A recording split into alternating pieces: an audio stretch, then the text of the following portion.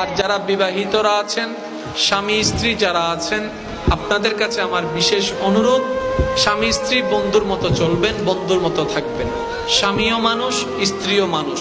এক ছাদের নিচে থাকতে গেলে অনেক কিছু হয়, অনেক কিছু হবে, ভুল বোঝাবুঝি হবে, সঠিক সিদ্ধান্ত আসবে। ডিভোর্স, তালাক কখনো সমাধান হতে পারে। আপনি মনে করছেন এর সাথে ভালো নাই, আরেকজনের সাথে থাকলে ভালো হবে, এটা আপনার মনে হওয়া। ওইটা আসলে দেখবেন যে মনে করবেন এটাও আর ভালো নাই। ভালো হলে সব জায়গায় একটাই ভালো। কথা বলেন না কেন?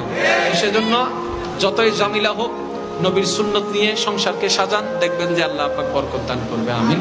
স্বামী স্ত্রী একজন আরেকজনের দোষ না ধরে, দোষ গোপন করে প্রশংসা করতে থাকুন। 3 মাস দেখবেন যে সংসারের সুখ এমনিই চলে আসবে। সুবহানাল্লাহ।